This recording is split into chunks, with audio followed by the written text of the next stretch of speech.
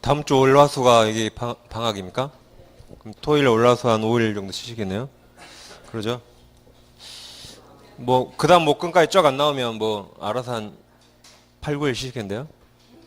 그러죠? 원래 민법은 휴일 없어요.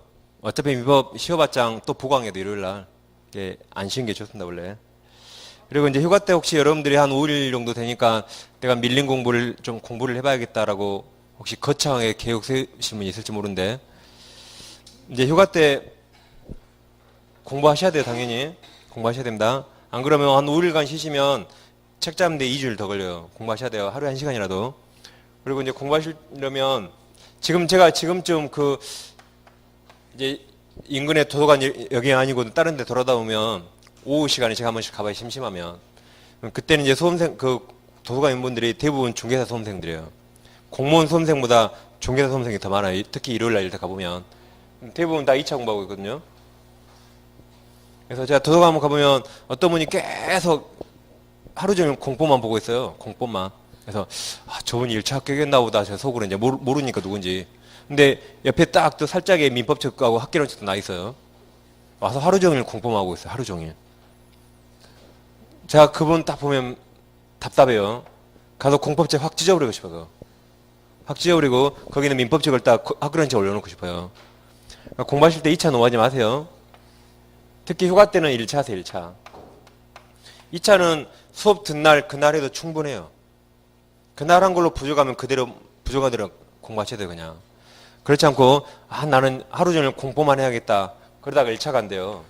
그러니까 제가 아마 여기 학원 제일 온 첫날 아마 이렇게 말씀드렸어요. 제일 첫날 첫 시간에 공부를 열심히 하신 분들이 시험을 떨어진 유형이 다 이렇게 떨어져요. 1차가 꼭 두세 문제 부족해요. 꼭 두세 문제. 오늘 안 좋으면 한 문제 부족한 사람 많아요. 그리고 2차는 점수가 많이 남아요. 2차는 막 20문제 이상 남아요. 15문제가 남습니다. 대부분 이렇게 시험을 많이 떨어져요. 그럼 이 사람은 내년에 1, 1차 다시 해야 돼요. 그러죠? 그 다음에 1, 2차 해봤자 합격한다는 보장 없어요. 우리가 뭐 외울 게 너무 많아서 이때 이해가 됐더라도 다시 또 외워야 되거든요. 그러니까 또 1, 2차 다음에 합격한다는 보장 없어요. 그러니까 이게 얼마나 안타까워요. 1차를 좀만 더 해서 한 3문제만 붙어줬으면 동시에 합격할 텐데 2차를 너무 많이 한 겁니다. 근데 이제 그럼 그렇게 반문해요. 아니 그럼 얼만큼의 합격인지 모르니까 당연하지 않냐고. 그러니까 여러분들 얼만큼의 1차 합격인지 모르죠? 그러니까 이제 제가 하라는 대로 하면 돼요. 여러분 잘 모르니까. 그래서 휴가 때 일요일 날이라든가 쉬는 날 있죠? 휴가 이럴 때는 1차만 하세요. 1차만. 1차만 하세요. 2차는 그날 든날 그날 해도 충분해요. 아셨죠? 그리고 공법 꽈락 안 나와요. 공법 꽈락 걱정 마세요. 우리 박유영 교수님 요약지 보니까 아주 얇던데 그것만 봐도 충분히 꽈락 넘어요. 그러니까 공법 꽈락 걱정하지 마시고 1차 하세요. 1차. 2차는 그날 하세요. 어제 세법에서는 세법 어제만 하시고 어제 공시법 그날 마시고 중개사법 공법도 수업 든 그날만. 그리고 쉬는 날은 1차 하세요. 1차. 제발 부탁해요. 그래야지 물론 1, 2차를 동시 합격도 좋지만 방금처럼 둘 다 안 되는 최악도 면해야 돼요. 그렇지 않겠습니까? 그러니까 1차를 좀 더 열심히 하세요. 좀 더. 그러면 동차 합격할 수 있고 적어도 1차는 합격할 수 있어요. 적어도. 이 경우 최대한 이건 절대 피해야 됩니다. 이것은. 아셨죠? 그래서 휴가 때 1차를 하세요. 그러니까 1차도 뭐 계획도 광범위에 막 거창하게 하지 마시고 뭐 예를 들면 난 이번 휴가 때 학교는 정책론하고 투자론만 좀 봐야겠다. 그러면 그 동영상 한번 들어보고 거기 요약서를 읽어보면 돼요. 난 이번 휴가 때 민법 물권법만 좀 봐야겠다. 그 물권법만 뭐 3, 4월 정도 동영상 한번 싹 들어보고 기본으로 요약자 두세 번 딱 보면 돼요. 그런 식으로. 그렇게 하세요. 제발 휴가 때 1차 가서 1차. 2차 만약에 나는 꼭 2차 하려면 나는 싫은데요. 난 공부해야겠어요. 그분은 1차 하려면 2시간을 먼저 하세요. 그리고 공법 쫙 하세요. 왜냐하면 공법에 늪에 빠진 순간 그날은 절대 1차 못해요. 그러니까 먼저 1차를 딱 하시고 그 시간 쭉 밤에까지 공부하시면 되잖아요. 그렇게 하세요. 공부도 안 하시면 더 개나마는 것 같은데. 아무튼 휴가 때 1차를 좀 밀린 거 하세요. 지금 문제 풀이 좀 따라오기 힘들잖아요. 그분은 약간 기본 일은 좀 덜 됐다고 생각하시고 좀 보충할 시간 가지면 되겠습니다. 자, 근데 184페이지 보시면 이제 공유가 나와요, 공유. 이제 공동 소유 중에 합의 총유는 시험에 거의 안 나오고 공유는 거의 100% 나온다고 생각하시면 돼요. 자, 공유는 내 것과 우리 것이죠. 내 것은 내 마음대로 처분할 수 있습니다. 이건 처분 자유예요. 근데 우리 것 공유물은 내 마음대로 못 하겠죠. 자, 공유물은 먼저 사용수익. 공유물 사용수익은 각 공유자가 공유물 전부를 사용수익합니다. 공유물 전부인데 단 지분 비율이죠. 각자 지분 비율로 공유물 전부를 사용해요. 왜냐하면 지분은 공유물 전부에 미쳐요. 전부에. 따라서 사용수익도 공유물 전부를 하는 겁니다. 예를 들면 자동차를 갑과 을이 공유한다 해보세요. 갑 지분 3분의 2, 을 지분 3분의 1. 그럼 자동차를 뽀갤 수 없잖아요. 자동차 전부를 갑이 한 달에 20일 타면 을이 10일 타면 되겠죠. 이렇게 지분 비율입니다. 근데 이거랑 비교하실 게 집합건물 공용 부분은 집합건물 복도 계단 엘리베이터 있죠. 이 공용 부분은 이 구분 소유자의 공유예요. 공유. 그럼 이것도 공유니까 지분 비율로 사용할 것인가? 그게 아니죠. 여기는 그냥 용도에 따라 사용하는 거지. 용도에 따라 자유롭게 사용하지. 이 공유는 지분 비율로 사용한 거 아니라 그랬죠? 비교하셔야 됩니다. 지난주인가 했죠 아마? 그랬죠. 지난주에 집에 가기 전에. 벌써 잊어버렸죠? 다 지금 무슨 소리가 나는 지금 눈빛이에요 지금. 아무튼 공유물 사용수익은 지분 비율로 공유를 전부를 합니다. 다음 공유물 보존행위. 보존행위는 각 공유자가 각자 단독으로 할 수 있어요. 그 다음 공유물 관리행위는 어떻게 결정하죠? 공유자가 반수 틀려요. 지분과 반수. 그럼 관리행위란 공유물을 어떻게 사용할 것인가 사용수익 방법을 결정하는 거죠. 사용수익 방법. 누구한테 임대할 것인가 너가 사용한다. 임대차를 해지한다. 그런 겁니다. 청소하는 거 아니에요. 청소하는 거 여기에요. 여기. 청소는 혼자 열심히 하면 누가 뭐라 안 해요. 이건 청소가 아니라 공유물을 어떻게 사용수익할 것인가 그걸 결정하는 거고 그건 공유자가 아니라 지분과 반수를 결정합니다. 그 다음 공유물 처분 변경 행위는 이건 당연히 공유자 전원 동의 얻어야겠죠. 그래서 이런 식으로 이제 기본으로 해서 이제 보존 행위와 이 관리 행위가 라는 판례들이 있습니다. 그 판례들이 이제 우리 문제집에 많이 있으니까 같이 이제 문제를 풀어보겠습니다. 먼저 40번이면 이제 바로 나와요. 자, 40번은 갑을병 나왔죠? 항상 지분 과반수 있는가 봐야 돼요. 자, 갑을병은 X토지를 공유하며 동그라미 쳐보세요. 갑 3분의 2. 과반수 있죠? 갑 3분의 2. 그 다음 을과 병이 각각 6분의 1 지분을 가지고 있다. 옳지 않은 거죠? 자, 그럼 여기는 토지가 있다면 갑 지분이 3분의 2예요. 과반수가 있죠? 그 다음 을병은 각각 6분의 1씩 있습니다. 그러면 관리행위는 갑 마음대로 결정하죠? 갑 마음대로입니다. 그럼 이제 동그라미 1번. 갑이 을과 병 동의 없이 X토지 전부를 A에게 임대하여 A가 X토지 전부를 점유하는 경우 그럼 A는 과반수 동의 얻었죠? 그럼 전부적법이에요. 전부적법. 그리고 A의 임대인은 갑입니까? 갑을병입니까? A의 임대인. 갑이에요. 을병 동의 없죠? 갑만 임대입니다. 따라서 을병은 A에게 어떠한 청구도 못해요. 그 다음 을은 A에 대해서 단독으로 점유배제 청구할 수 없다. 맞았죠?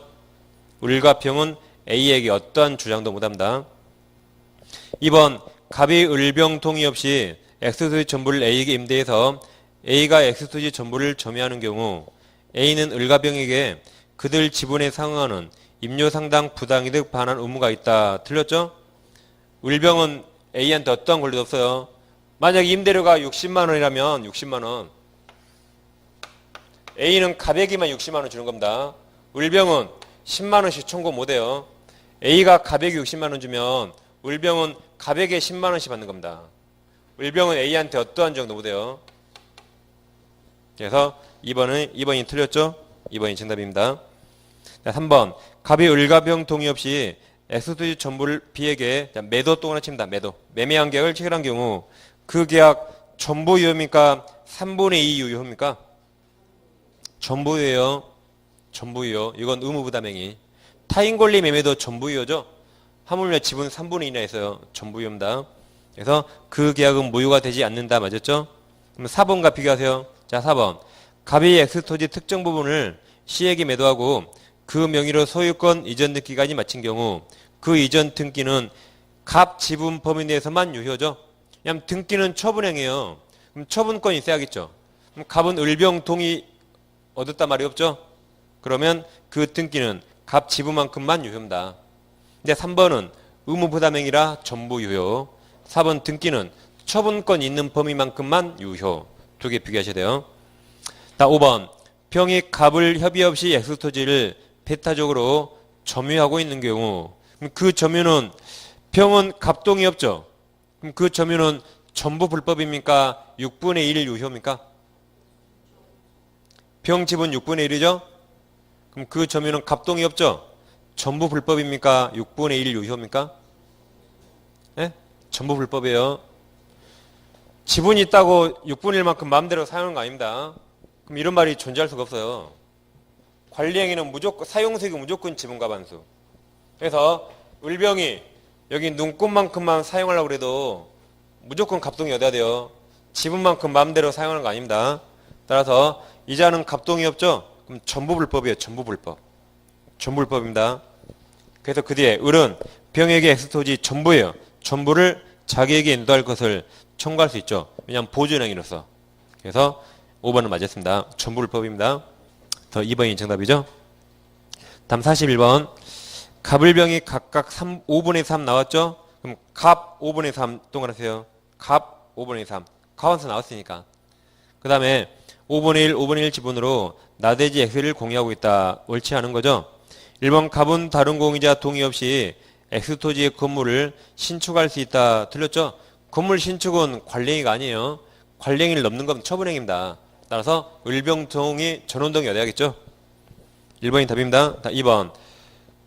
을이 다른 공유자 협의 없이 X토지 5분의 1에 해당하는 특정 부분을 주타장으로 배타적으로 사용하는 경우 그럼 불법점이에요. 을은 5분의 1 사용 못해요. 갑동이 없는 한. 따라서 병. 또 다른 소수 지분권자 병. 병도 단독으로 그 전부 반은 청구할 수 있죠. 보존행위로서 맞습니다. 3번. 무는 제3자네요. 무 명의로 X토지 전부에 대해 원인무효 소유권 이전 등기가 이루어진 경우 병. 소수 지분권자 병은 등기 전부 말소 맞죠?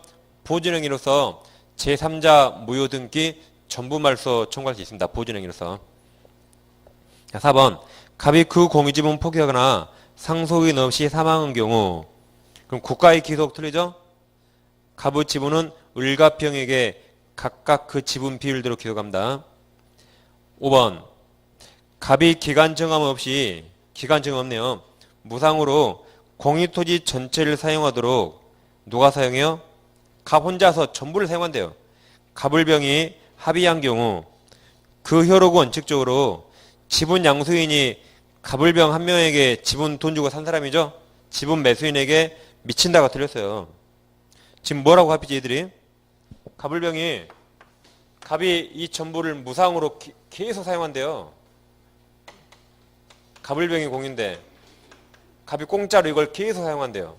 그 약정했거든요. 그랬는데 만약에 우리 지분을 A에게 팔았다. 그러면 그 효력이 A한테 미칠 것인가?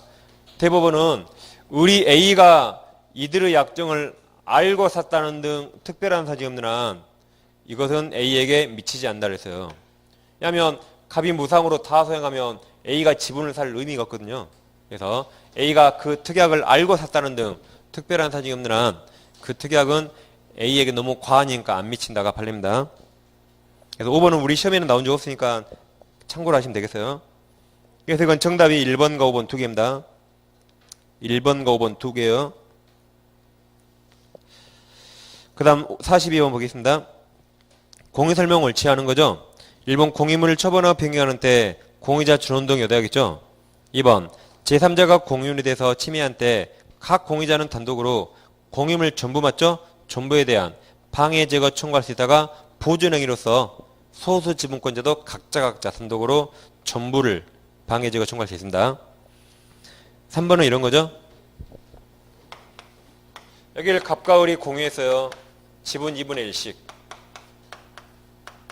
네, 공유물 분할했거든요. 분할해서 이쪽을 갑이 갖고 이쪽을 을이 갖기로 했습니다. 근데 나중에 알고 보니까 여기 하자가 있어요. 뭐 토지에 무슨 폐기물이 묻어 있어 가지고 폐기물 제거하는데 500만 원 든대요. 500만 원. 그럼 갑 혼자 책임지는가? 만약에 을이 이쪽을 가졌을 수도 있죠. 갑이 제도하게 잘못 가진 겁니다. 그래서 을도 갑도 같이 지분 비율로 같이 책임져요. 같이 매도인 담보 책임. 그래서 250만 원씩 책임지면 되겠죠? 매도인 담보 책임입니다. 왜냐면 을이 그쪽을 가졌을지도 모르니까. 그래서 자, 이제 3번 질문 보세요. 각 공유자는 다른 공유자가 분할해 와요 취득한 물건에 대해서 그 지분 비율로 매도인과 동일한 담보 책임을 집니다. 자, 4번 공유물 분할은 언제나 공유자 전원이 참여해야 돼요. 5번 공유부동산에 관한 불분할 특약이 이제 보통 분할금지 특약이라죠. 불분할 좀 없어 보이잖아요. 분할금지 특약. 특약은 이를 등기하지 않으면 지분 양수인은 이에 구속되지 않습니다. 그러니까 제3자에게는 등기해야 돼요. 즉 이렇게 할 수 있죠. 분할금지 약정이죠. 가불병이 토지를 샀거든요. 가불병이 공유로 토지를 매수했어요. 토지가 나중에 엄청 오를 것 대박 칠 줄 알고 가불병이 샀어요. 그러면서 토지가 대박 날 때까지 공유물 분할하지 말자라고 얘들끼리 공유물 분할금지 특약했어요. 나중에 몇 배 오를지 모르니까 팔지 마, 지분 공유물 분할하지 말자라고 특약했습니다. 분할하면 가치가 깎일지 모르니까. 근데 이걸 등기를 안 했으면 제3자가 모르죠. 근데 갑이 자기 지분을 팔았어요. A에게. 지분 이전. 그럼 A는 이런 거 몰랐겠죠. 그래서 그럼 이제 갑, 을, A가 공유해요. 갑, 을, A. 그럼 A가 공유물 분할 청구했어요. 할 수 있습니다. 갑, 을은 너 오기 전에 우리가 이거 했는데 라고 주장 못해요. 등기 안 했으니까. 그러면 갑, 을, A가 이제 공유자니까 각 공유자는 언제나 분할 청구할 수 있고 갑과 을은 응할 의무가 있는 겁니다. 그러니까 이걸 등기했어야 돼요. 그래야지 지분 양수인에게 대항할 수 있고 구속되는 거죠. 그래서 등기 안 했으니까 구속된다가 틀렸어요. 등기해야 됩니다. 5번이 정답이죠. 그 다음 43번을 보겠습니다. 43번은 거기 지문 중에 2번 X, 3번 X 보지 마세요. 시험에 나온 적도 없고 안 옮겨줬습니다. 그럼 43번은 공유 설명 옳지 않은 거죠. 1번 공유물에 대한 사용수익 관리에 관한 공유자 사이 특약은 이제 지분 양수인에게도 원칙 승계는 됩니다. 그냥 1번 정도 보시면 돼요. 다음 4번 제3자가 공유물을 무단으로 사용한 경우 공유자 1위는 공유자 전원을 위해서 제3자에게 부당이득 전부 틀렸죠? 손해배상이나 부당이득은 돈이죠? 돈이 곧 지분이라 이건 지분만큼만 각자 청구할 수 있습니다. 지분만큼만. 이건 보존행위가 아니에요. 보존행위라면 각자 단독으로 전부할 수 있지만 손해배상 청구는 지분만큼만 할 수 있습니다. 5번 아까 나왔으니까 또 읽어보세요. 그 다음에 44번 갑이 2분의 1 그러면 갑 지분 과반수입니까? 2분의 1 과반수예요? 딱 절반이고 과반수 아니에요. 과반수 아닙니다. 다시 갑이 2분의 1 을과 병이 각각 4분의 1 지분으로 건물을 공유하고 있다. 그럼 과반수 아무도 없죠. 그러면 을병 합해도 2분의 1이죠. 갑을병은 단독으로 이제 관리하기 못합니다. 자, 옳지 않은 거죠. 1번 갑을병은 그 지분 비율로 건물 유지 관리가는 필요한 비용을 분담한다. 맞죠? 관리비는 지분만큼 내야겠죠. 단 수익도 지분만큼. 맞습니다. 2번 건물이 제3자에게 임대된 경우 갑은 단독으로 임대차 계약을 해지할 수 없다. 맞죠? 계약 해지는 관리행위예요. 갑 과반수 아니니까 혼자 해지 못합니다. 과반수 아니에요. 3번 건물이 A 앞으로 원인 무효 이전 등기가 되어 있는 경우 갑은 단독으로 그 무효 등기 전부 말소 청구할 수 있죠. 갑뿐만 아니라 을병 각자 모두 할 수 있죠.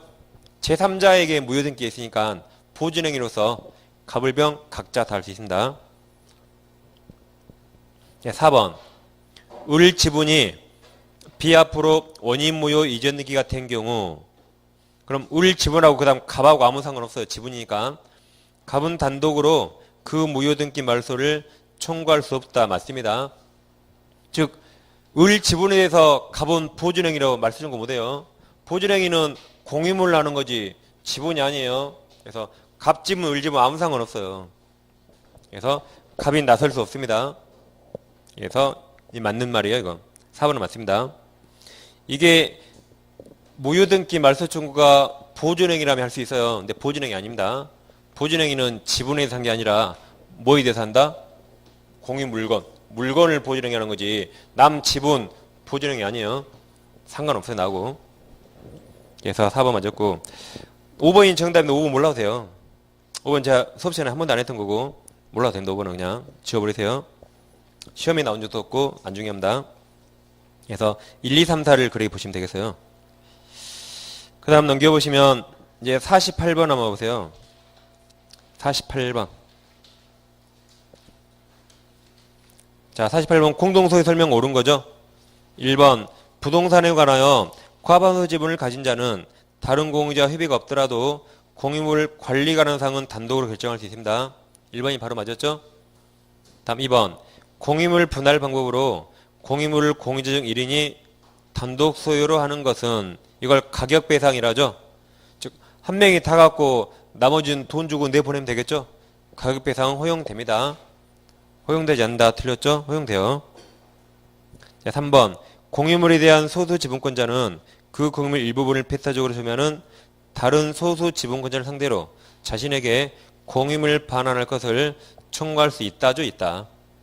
왜냐하면 한 명이 배타적으로 점유하죠. 그 불법 점유입니다. 따라서 다른 소수 지분권자도 보존행위로서 전부인도 청구할 수 있어요. 전부인도.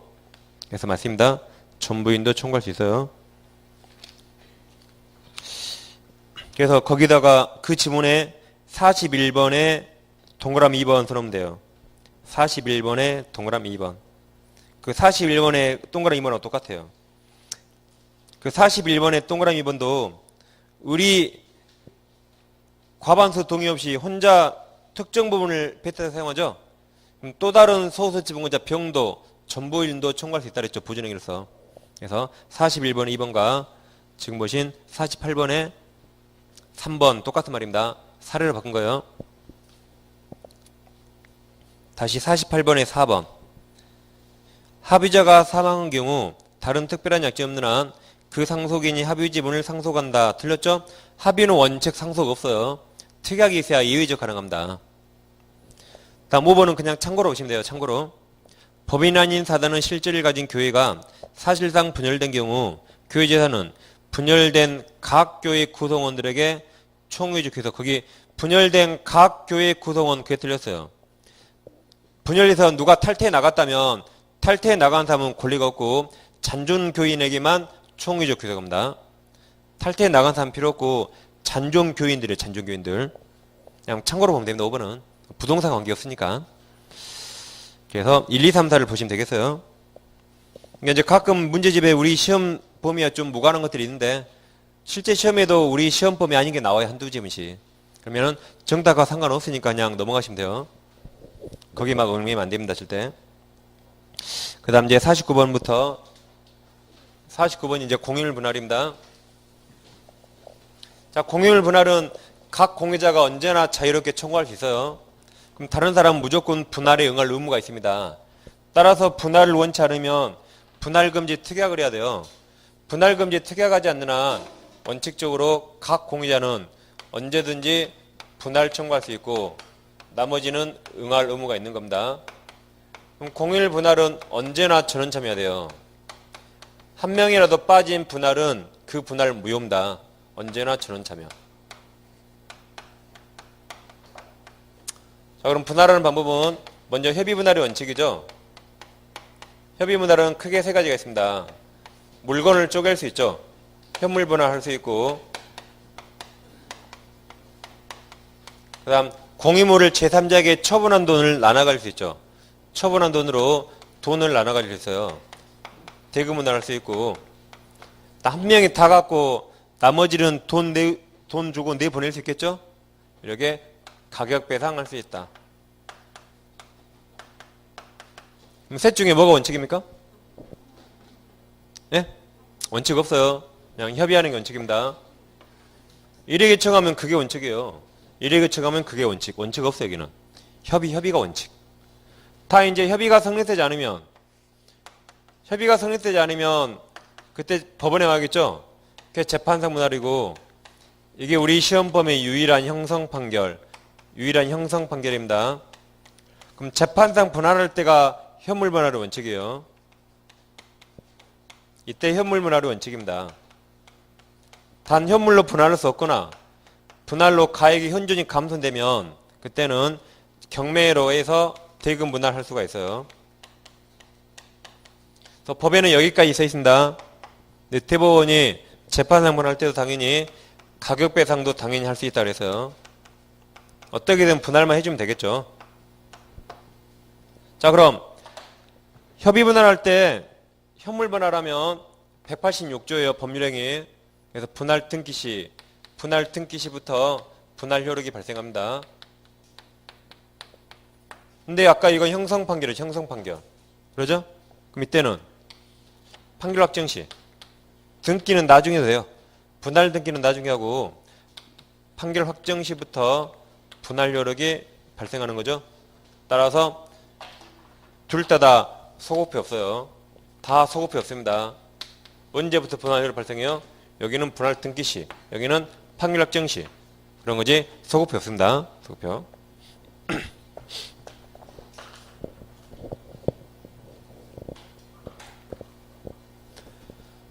자, 그러면 49번 봐볼게요. 이제 공유물 분할 설명 옳은 거죠? 1번 공유물 분할 청구권의 법적 성질은 청구권이 아니라 형성권. 아까 그랬죠? 한 명이라도 분할하자 그러면 나머지 무조건 응해야 돼요. 그러니까 형성권 성질을 갖습니다. 2번 X, 2번 몰라도 됩니다. 안 봐도 됩니다. 2번은 경매가 한 거라 시험이 벗어나요.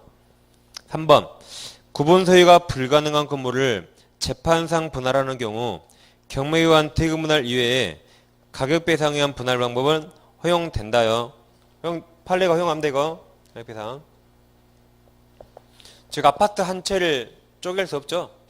그럼 대금 분할하거나 아니면 한 명이 다 갖고 나머지는 돈 주고 내보내면 되죠. 라고 판결할 수 있어요. 그래서 가격 배상 가능합니다. 4번 공유물 분할 효과는 협의상 분할이든 재판상 분할이든 원칙적으로 소급효 없죠. 4번이 맞았습니다. 5번 X. 5번은 학설이라 우리 시험에 안 나와요. 우리 시험은 법조문 그 정통한 이론과 판례만 시험에 나오기 때문에. 그러니까 지금 49번 문제도 문제 그때 가로 열고 다수설과 판례하면 그랬죠. 근데 다수설 우리 시험에 안 나와요. 그래서 5번 X 몰라도 됩니다. 5번. 2번도 X예요. 우리 시험법이 벗어나니까. 그래서 1, 3, 4 세 가지 보면 되겠습니다. 그 다음 50번 보시면 다음 공유물 분할 설명이다. 틀린 거죠? 1번 공유자는 공유물 분할 청구할 수 있다. 맞죠? 그러나 5년의 기간으로 분할하지 않을 것을 약정할 수 있고 2번 위 1번의 분할금지 약정이에요. 분할금지 약정은 5년 내에서 갱신할 수 있습니다. 법조문 그대로 써놨죠. 3번 공유물 분할은 협의상 분할이든 재판상 분할이든 언제나 공유자 전원이 분할 절차에 참여 맞습니다. 4번 협의한 분할은 현물 분할, 대금 분할 그리고 가격 배상 세 가지가 있죠. 선택합니다. 5번은 이제 말이 바뀌었죠. 5번 재판상 분할을 하는 경우에 원칙적으로 그 다음 틀렸어요. 원칙이 현물 분할. 현물로 분할해야 되고 그 다음 아랫줄 대금 분할 틀렸어요. 현물 분할을 하게 되면 현저히 그 가액이 감손될 염려가 있는 때 한해서 그 다음 대금 분할 해야 됩니다. 그래서 5번도 법조문 그대로 써놨죠. 그래서 5번은 위 아래 말이 바뀌었습니다. 그 다음 넘겨보시면 이제 192페이지 가보세요. 그 상단에 52번 한번 해볼게요. 자, 공유물 분할 설명 틀린 거죠? 1번 대금 분할을 한 경우 공유자들은 공유물을 취득한 제3자에 대해서 매도인과 동일한 담보 책임 진다. 맞죠? 무슨 분할했어요? 대금 분할. 그럼 제3자에게 팔았죠? 자, 이걸 갑과 을이 공유하다가 이걸 제3자에게 처분했대요. A에게 이걸 매도했다. A가 돈 주고 샀는데 물건에 하자가 있네요. 그럼 당연히 하자, 매도인 담보 책임 당연히 져야겠죠? 당연히 져야겠죠? 매도인 책임져야 돼요. 공유자. 갑과 을이 같이 책임집니다. 당연히 1번. 다음 2번. 2번은 이제 좀 이따 밑에 3번을 볼 텐데 3번을 보면 2번은 당연한 거예요. 그럼 일단 2번을 보시면 공유자 1인 지분 이외에 저당권이 설정되어 있는 경우 가격 배상이나 대금 분할에 의하여 공유물이 분할되어도 저당권은 소멸하지 않는다. 당연하겠죠? 당연합니다. 저당권이 가격 배상, 대금 분할하면 소멸합니까? 그럼 다 공유하고 저당 설정하고 가격 배상하면 되겠네? 당연히 남아있어요. 당연히. 3번을 보면 더 극명해져요. 3번. 공유자 1인의 지분에 저당권이 설정된 후 공유부동산이 현물 분할된 경우 분할된 각 부동산이 저당권 후 공동담보가 된다요. 된다. 이게 틀린 겁니다. 자, 이런 말이죠.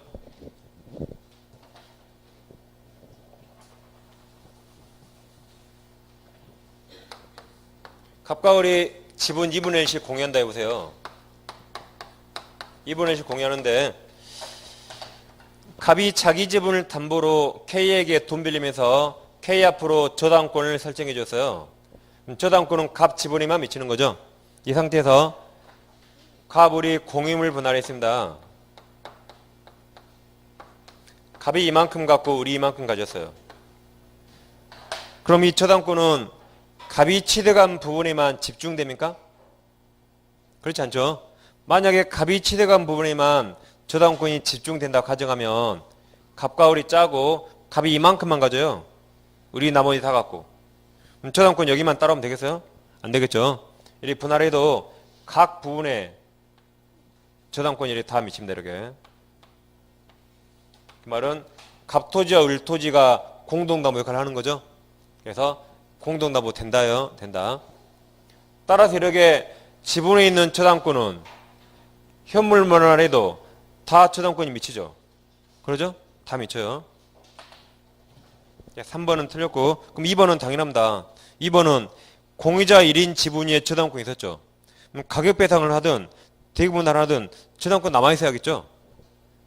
3번처럼 현물 분할만 남아있고 2번처럼 가격 배상 대금 분할하면 저당권 소멸합니까? 말도 안 되죠. 그럼 우리는 뭐하러 현물 분할해요? 다 가격 배상 해버리지. 그래서 2번 같은 지문은 시험에 안 나와요. 당연하니까. 이제 3번은 좀 공동담보가 된다고 우리 시험에 안 나왔고 우리 시험 항상 여기에 집중된가 물어봐요. 당연히 집중되는 건 아니다. 이제 그런 식으로 우리 시험에 나왔죠. 3번 지문처럼 공동담보가 된다 안 된다는 아직 우리 시험에 나온 적 없어요. 근데 당연히 집중되지 않으니까 저리 분산되는 거죠. 그래서 결국 공동담보 역할을 하는 겁니다. 그 다음 이제 4번과 5번을 묶으셔가지고 지금 점점 분위기가 안 좋아지고 있는데 문제집 좀 어려워요. 어려운 건 사실인데 원래 이상 문제는 어려운 걸로 공부해야 돼요. 쉬운 걸로 하면 시험이 어려워 보세요. 그럼 지금까지 학원에서 사기당했다 그래요. 그러죠? 어려운 걸 해야지 시험이 좀 쉽게 느끼겠죠? 그래야 푸는데 자신감이 생겨요. 자신감이. 문제 보자마자 내가 딱 쫄았어요. 문제 풀겠어요? 못 풉니다. 근데 문제 딱 보자마자 만만해 보이거든요. 그때부터는 찍어도 맞춰요. 그러니까 원래 좀 모든 문제집은 좀 어렵게 써요. 근데 우리 문제집이 약간 좀 시험 지문이 아닌 게 있어서 약간 더 어려운 뿐인지 다른 문제집과 특별히 어려운 거 없습니다. 어려운 걸 약간 시켜야 돼, 수달. 그러죠? 뭐 극단적 예를 들어오면 100m 운동, 100m 달리기 선수가 한 10초나 걸리겠죠? 그럼 하루에 딱 10초 뛰고 맙니까? 연습을 몇 번 해요? 수십 번 하죠? 우리도 그렇게 하지. 어려운 문제로 수십 번. 얘가 100m만 뛰어 하루에 1000m 이상 뛰겠죠? 우리도 그만큼 어려운 문제를 계속 풀어봐야지 실제 시험에서 난이도가 체감돼서 많이 맞출 수 있겠죠. 그러니까 어려운 문제 풀어보는 게 좋아요. 그러니까 표정을 좀 밝게 하시라고. 그러니까 막 어려워서 막 막 이해 못한다 편하게 마시고 뭐 어려우면 다시 집에 가서 기본 수학지 읽어보고 다시 문제 풀어오면 돼요. 그래 석 달을 시키셔야지. 막 어려운 표정 지으면 제가 여러분 얼굴을 못 쳐다봐요. 자 이제 4번 5번 묶었죠? 4번 5번 이런 거죠. 이걸 지우면 안 되네. 흥분해서 이걸 지워버렸네. 다행히 다 안 지웠어 다행히. 자 이제 토지를 공유한대요. 토지를 공유하는데 지상에 갑 건물이 있어요. 이건 이제 법정이상 문제죠. 자 그럼 만약에 여기서는 공유물이 토지입니까 건물입니까? 공유물이 토지예요 건물이에요? 토지죠. 그럼 공유물의 지상권이든 법정지상권이든 공유물에 이게 생기면 공유자에게 유리해요 불리해요? 공유물이 토지죠? 공유물에 이게 생기면 공유자에게 유리해요 불리해요? 엄청나게 불리하죠. 제한물권이니까. 잘못하면 우리 땅 30년 사용 못해요. 엄청나게 불리하죠? 그럼 공유물에 이게 생기는 건 처분행위예요. 처분행위. 엄청난 처분행위예요. 그럼 뭐가 있을 때만 생겨요? 전원동의. 공유자 전원동이 있을 때만 이게 생기는 겁니다. 처분행위니까. 다시 이게 생기는 건 공유물 처분행위예요. 그래서 공유자의 전원동이 있을 때만 법정이상권이 생깁니다. 그럼 자 이 상태에서 갑이 지분만 전매해서 소유자가 완전히 달라졌대요. 갑이 지분만 전매해서 소유자가 완전히 달라졌다. 그럼 관습법상 법정이상 발생할 것인가? 그럼 이거 전원동이 필요합니까? 자기 혼자 자유롭게 할 수 있고 전원동이 필요 없죠. 그때는 관법지 발생하지 않습니다. 이거. 이번에는 갑, 을, 지분이 과반수가 넘어요. 갑이 을동이었고 동이었고 건물 지었대 이걸. 그래서 갑이 지분 과반수 동이었고 건물을 신축했다. 나중에 관법지에 생깁니까? 전원동이 아니죠? 안 생겨요. 근데 갑을병이 이번에 공유물을 분할했대요. 공유지 분할했다. 공유지 분할했단 말은 여기 전원참했단 말이죠. 전원동이 얻었단 말입니다. 전원동이 얻었죠? 이때만 관법지 발생합니다. 그래서 법정상권은 언제 발생해요? 전원동이 얻었을 때요. 전원동이. 그래서 이 세 단어를 딱 외우셨다가 지문이 나오면 이거 딱 보시고 푸셔야 돼요. 그럼 동그라미 4번은 어떤 단어가 중요합니까? 동그라미 4번은 어떤 단어가 중요해요? 그렇죠. 공유대지 분할이죠. 자, 4번 봐보세요.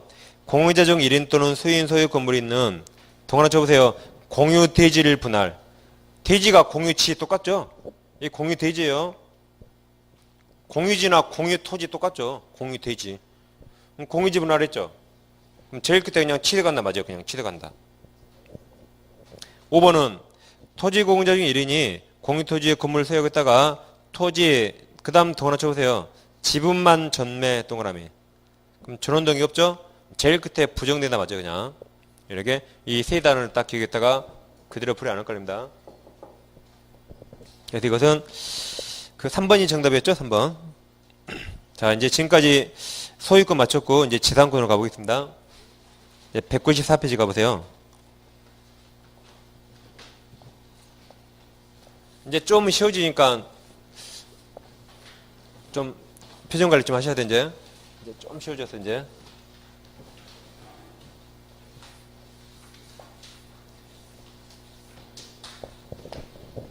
이제 용의물권 지상권이죠. 일단 지상권 그러면 전세권과 공통점과 차이점 이런 걸 이제 좀 비교해야 됩니다. 그 공통점 차이점을 가끔 시험에 물어보고 그걸 잘 숙지하셔야 돼요 처음에.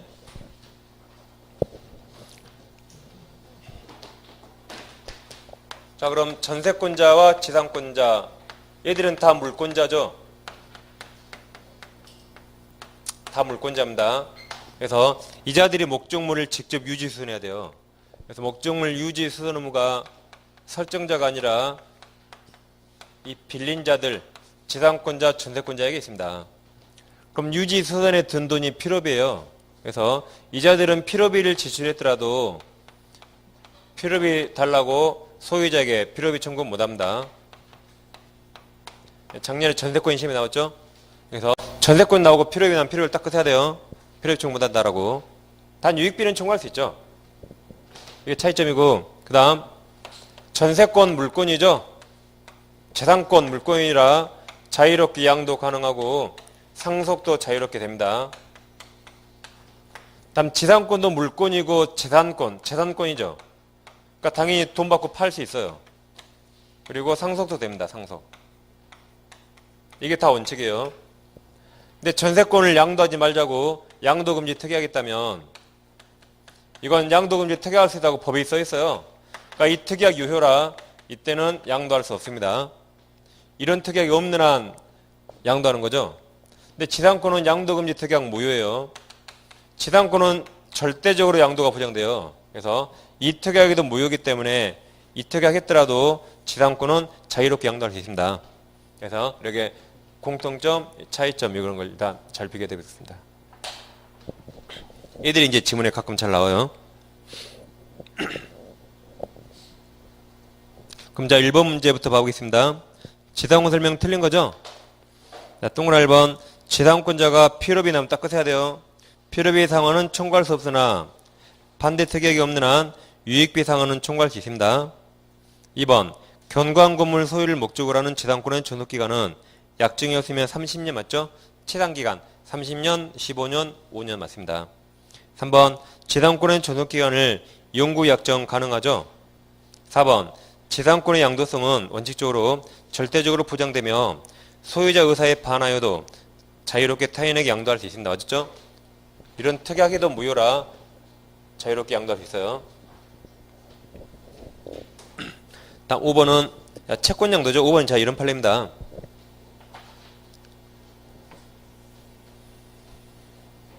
갑토지가 있는데 갑이 K은행으로부터 대출받아요. 은행한테 대출받으면서 이 은행 앞으로 저당권을 설정해 줬어요. 그래서 K은행이 나대지에 저당권을 취득했습니다. 보통 이 은행들은 저당권은 은행이 토지를 점유하지 않거든요. 갑이 만약에 토지를 누구한테 빌려줘서 누가 건물 지으면 골치 아플까봐 토지를 못 빌려주게 저당권과 지상권도 보통 같이 취득해요. 지상권. 그럼 지상권이 있으니까 누가 갑에게 토지 안 빌리겠죠? 예, 취득했습니다. 근데 누가 여기를 점유하네요. A가 불법 점유한다. 그럼 이자는 원래 지상권 취득했지만 토지 사용할 목적이 있습니까? 목적 없죠. 그냥 저당권 나대지 담보가치가 하락을 막기 위해서 이걸 설정할 뿐입니다. 따라서 제3자가 불법 점유해도 사용할 목적 없어요. 따라서 임료상당의 즉 월세상당, 임료상당의 부당이득 반환 청구할 수 없습니다. 왜 없어요? 원래 사용할 목적 아니었으니까. 그게 이제 5번입니다. 자, 5번 보시면 채권담보죠. 채권담보를 위해서 토지의 저당권과 함께 지로 없는 지당권을 설정한 경우 왜 무상으로 했어요? 사용할 생각 없으니까. 그 토지에 도로를 개설한 무단점유자에서 임료상당이죠. 임료상당 손해배상을 청구할 수 없습니다. 왜 그래요? 원래 나도 사용할 목적 없었으니까. 그래 보시고 그 다음 이제 오른쪽에 3번이 있습니까? 3번은 5번 지문만 보세요. 5번만 딱 5번만. 5번이 시험에 잘 나오니까. 그럼 3번 문제만 읽어볼게요. 문자 5번만. 다음은 저당권 담보가치를 확보하기 위해서 설정한 지당권에 관한 판례 내용 틀린 거죠? 그럼 이제 5번 보세요.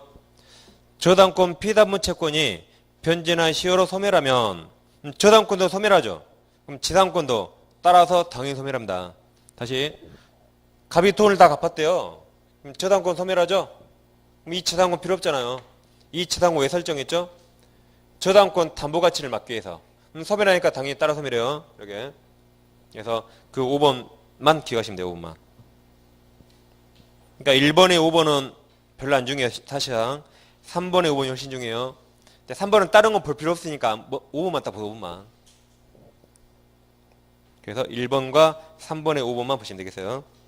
그럼 이제 2번 문제 2번. 자, 지당권 설명 틀린 거죠? 자, 2번입니다. 1번 지당권이 존속기가 만료로 소멸한 경우에 지당물이 현존하고 있으면 지당권자는 갱신 청구할 수 있지만 설정자 소유자가 이를 거절할 수 있다. 맞았죠? 여기까지 맞았어요.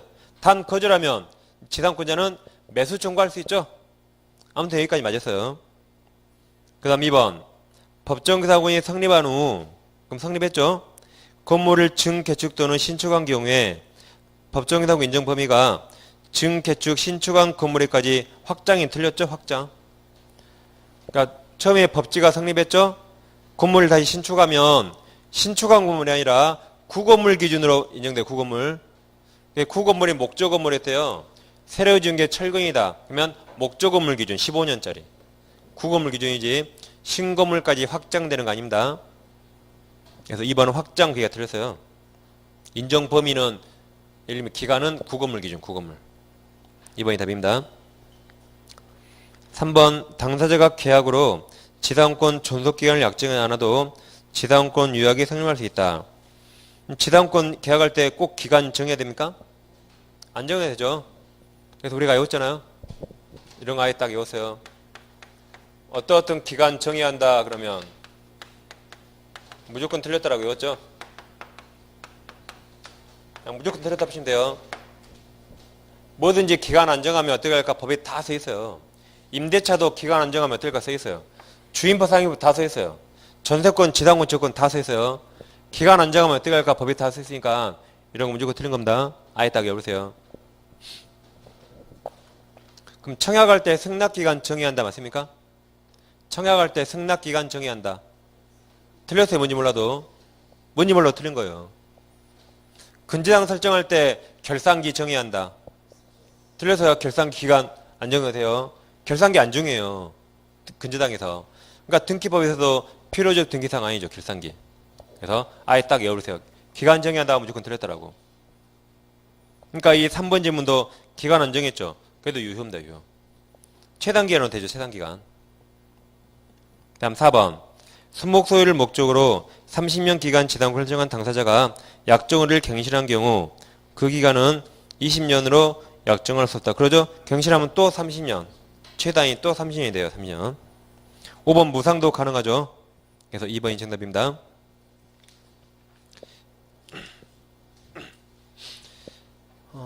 그 다음에 그 다음 8번 문제 한번 봐볼게요. 8번. 자, 이제 분묘기지권은 민법에는 시험에 거의 안 나와요. 대부분 중개실무에 나오죠. 중개사법에. 근데 작년에는 중개사법이 안 나오고 민법에 나왔습니다. 그러니까 올해는 아마 민법에 안 나올 거예요. 근데 8번 한번 풀어볼게요. 8번만. 자, 갑이 을소의 임야유에 자기 부치 분묘를 설치해서 이를 소유 관리하고 있는 경우 판례할 때 옳지 않은 거죠. 1번. 갑이 분묘이권 취득한 경우 분묘이권에는 그 효력이 미치는 범위 안에서 새로운 분묘를 설치 안 되죠? 설치하거나 원래 분묘를 다른 곳으로 이장도 못해요. 다 토지 소유자 승낙 얻어야 가능합니다. 2번. 갑이 을 승낙 얻어 분묘를 설치한 경우 분묘가 매실된 경우를 하더라도 유골이 존재하여 분묘 원상회복이 가능하여 일시형 매실이다면 분묘기권 소멸하지 않죠. 3번.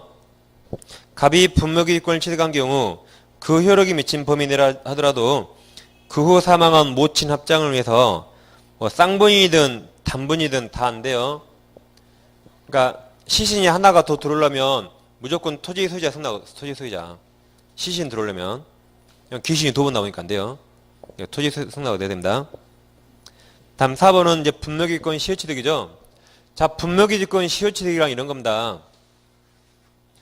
A 토지를 B가 A 승낙 없이 묘를 설치하고 20년간 보응제사를 지내면 이때 이제 분묘기지권을 시효취득해요. 뭘 시효취득해요? 분묘기지권입니다. 이건 지상권의 유사 물권이죠. B는 A 승낙 없이 묘를 썼죠. 그럼 B 토지 점유는 타주예요. 타주라 소유권은 절대 시효취득 못해요. 뭘 취득한다? 타물권인 분묘기지권을 시효취득하면 시효취득. 그럼 B가 분묘기권 시효취득했단 말은 20년간 지료를 한 번도 안 줬단 말이에요. 만약 20년 동안 지료를 준 적이 있어요. A가 받았다는 것은 그건 시효취득이 아니라 A가 묵시적으로 합의해 준 게 됩니다. 그래서 분묘기지권을 시효취득했다 그 말은 20년간 지료를 한 번도 안 준 거예요. 한 번도. 그럼 앞으로 주는 게 이상하죠? 그래서 쭉 무상. 쭉 무상입니다. 돈 줄 필요 없어요. 쭉. 그래서 그 지론은 다 틀렸어요. 당사자 청구 법원 정한 다 틀렸어요. 그냥 쭉 무상. 무상입니다. 다음 5번. 갑이 분묘기권 취득한 경우 사성이 뭐죠? 사성이 뭐죠? 사성? 자, 묘를 세면 여기가 잔디잖아요. 잔디. 잔디면 여기 나무가 있죠? 나무. 그러죠? 그럼 잔디와 나무 경계에 돌을 박아두죠. 이렇게 돌. 이렇게 안 합니까? 성묘 안 가봤어요? 잔디와 나무 경계를 돌을 박아놨잖아요. 이걸 사성 그래요. 사성. 그럼 사성이 있으면 이 내부가 다 분묘기 있고 미치는 것인가? 꼭 그런 거 아닙니다. 다툼이 있으면 재판을 해봐야 돼요. 다툼이 있으면. 재판해봤더니 판사가 이거 너무 넓다. 이만큼만 인정할 수 있어요. 이만큼만. 판사가 이거 너무 좁다. 더 판사가 크게 인정할 수 있어요. 그래서 사성이 기준이 아닙니다. 사성이 기준하면 산 입구에 다 사성을 쳐버려요. 그럼 다 내 거네. 그런 거 아닙니다. 그래서 자 5번. 갑이 분묘기권 취득한 경우 사성이 조성되어 있다 하여 반드시 그 사성본을 포함한 지역에까지 분묘기권 미치는 건 아닙니다. 다툼이 생문과 재판을 해봐야겠죠. 그래서 여기까지 이제 10분 쉬가지고 법정기사항권 쪽을 하겠습니다.